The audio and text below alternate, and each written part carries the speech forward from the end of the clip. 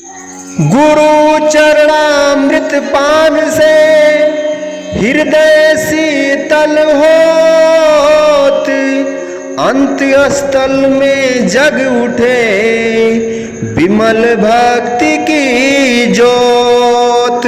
बोलो जयकारा बोल मेरे श्री गुरु महाराज की जय। बोलिए सांचे दरबार की जय। श्री आनंदपुरवासी भगवान की जय। श्री नगली निवासी भगवान की जय।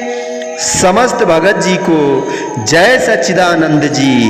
भगत जी इस चैनल को सब्सक्राइब कीजिए, वीडियो को लाइक कीजिए और वीडियो को ज़्यादा से ज़्यादा शेयर कीजिए ताकि यह भक्ति में सत्संग समस्त गुरुमुख जन तक पहुंच सके एवं आप भी पूर्ण के भागी बन सकें। जय सच्चिदानंद भगत जी। जो मनुष्य धन, ख्याति, नाम या मान कमाने के लिए स्वार्थ में अनंत इच्छाओं के वशीभूत जैसे तैसे कर्म करते हैं, उनका मन दूषित हो जाता है। इस प्रकार बार बार उन्हीं कर्मों में रत रहने से वे अनेक बार अपने व्यक्तित्व की उच्चता को नष्ट करते हैं। स्वार्थ से हताश मनुष्य मन के अहंकार का शिकार बन जाता है। वह अपनी इच्छाओं की पूर्ति को आनंद का स्रोत मानकर उन्हीं में संलग्न रहता है। एक इच्छा की पूर्ति से पहले दूसरी इच्छा सामने आ खड़ी होती है और वह अंतहीन इच्छाओं की डोरी में जकड़ता चला जाता है और सारी शक्ति खर्च कर लेता है। आनंद एवं खुशी न इन इच्छाओं की पूर्ति से मिली है न मिलेगी, अतः जीवन को दुख, कष्ट एवं यातनाओं से भरपूर कर निरंतर आवागमन के चक्र में परिभ्रमण करता है। इसी विषय पर एक सर्प ने युधिष्ठिर जी को अपनी इस योनि के विषय में पूर्ण वार्ता बतलाई। एक बार वन में विचरण करते हुए भीम को एक विशालकाय सर्प यानी कि अजगर ने घेर लिया। महाबली भीम उस सर्प से विमुक्ति होने के लिए छटपटाने लगे, परंतु सर्प ने उन्हें ऐसा दबोचा कि वे चेतना शून्य हो गए।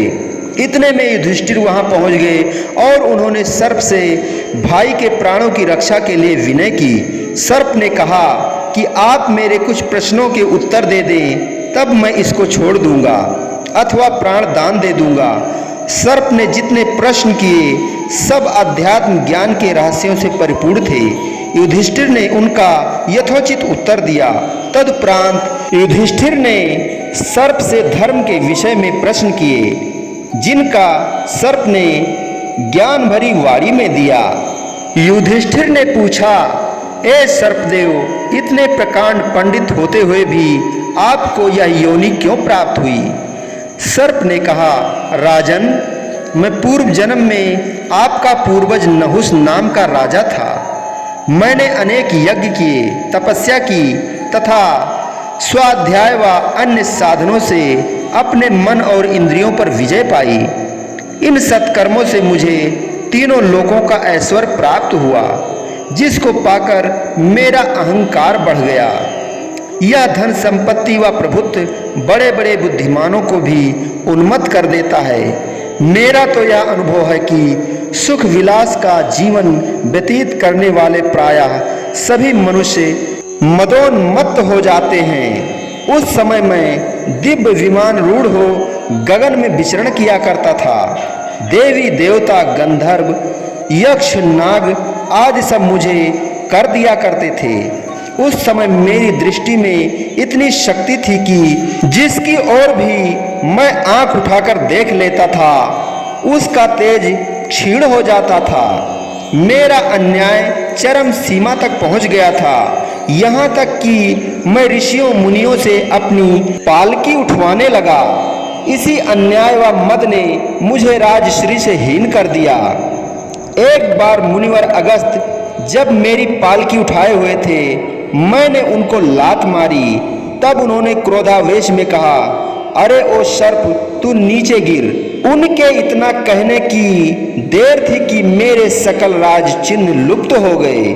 उस समय मुझे ऐसा आभास हुआ कि मैं सर्प के रूप में पतित हुआ, मुंह नीचे किए हुए गिर रहा हूँ। फिर मैंने मुनि जी से क्षमा याचना की। प्रभु, मैं प्रमादवश विवेक शून्य हो गया था, इसलिए इस अपराध के लिए मुझे क्षमा प्रदान करके ऐसी कृपा करें जिससे इस शाप से मैं मुक्त हो जाऊं।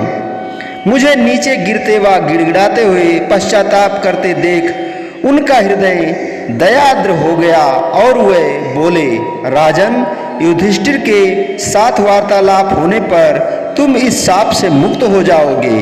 यह कथा सुनाने के उपरांत सर्प ने भीम को मुक्त कर दिया। स्वयं भी सर्प योनि से स्वतंत्र हो युधिष्ठिर का आभार प्रकट किया। इस कथा का वास्तविक अभिप्राय यह है कि जब मनुष्य कर्म फल की आशा से पुण्य, दान, यज्ञ आदि शुभ कर्म करता है तो उसके परिणाम स्वरूप क्या प्राप्त करता है? स्वर्गीय सुख तथा इंद्रियों का भोग। परंतु यह तो नश्वर और क्षण भंगुर है। गीता में भी यह दर्शाया गया है कि सकाम कर्मों के फलस्वरूप ही निसंदेह मनुष्य शारीरिक एवं इंद्रिय सुख, ऐश्वर्य तथा रस भोग को प्राप्त कर लेता है, परंतु आत्मिक लाभ से वंचित रहता है। इसके विपरीत निष्काम कर्म से उसका यह लोक तो सुखी होता ही है, बल्कि उसका परलोक भी उज्जवल हो जाता है। इनसे आत्म कल्याण होकर मोक्ष की प्राप्ति सुलभ हो जाती है। अर्जुन को निष्काम कर्म की ओर प्रेरित करते हुए भगवान श्री कृष्णचंद्र महाराज जी फरमाते हैं कि जीवन में करता है जो भी खान पान परहान तू, अर्पण कर सब मुझको अर्जुन, हवन यज्ञ तप दान तू। शुभाशुभ कर्मों के फल से बंधन मुक्त हो जाएगा, अहम भाव को दूर करके सच्चिदानंद को पाएगा। हे अर्जुन, तू जो कर्म करता है, जो खाता पीता है, हवन दान तप आदि करता है, सब मेरे अर्पण कर। निष्काम कर्म योग को अपना कर तू शुभाशुभ कर्मों के फल के बंधन से मुक्त हो जाएगा और उस सच्चित आनंद स्वरूप परमात्मा से एक रूप हो जाएगा। निष्काम कर्म योगी सब प्रकार के कर्म करता हुआ भी उनसे अलिप्त रहता है। ज्ञान रूपी अग्नि से उसकी सब इच्छाएं दग्ध हो जाती हैं। जिस प्रकार अग्नि लकड़ियों के ढेर को जलाकर राख कर देती है, उसी प्रकार ज्ञान रूपी अग्नि से अविद्या और संकल्प विकल्प का नाश हो जाता है तथा साधक परम पद को प्राप्त कर लेता है। बोलो जयकारा बोल मेरे श्री गुरु महाराज की जय। बोलिए साचे दरबार की जय। श्री आनंदपुरवासी भगवान की जय। श्री नगली निवासी भगवान की जय। समस्त भगत जी को जय सच्चिदानंद जी।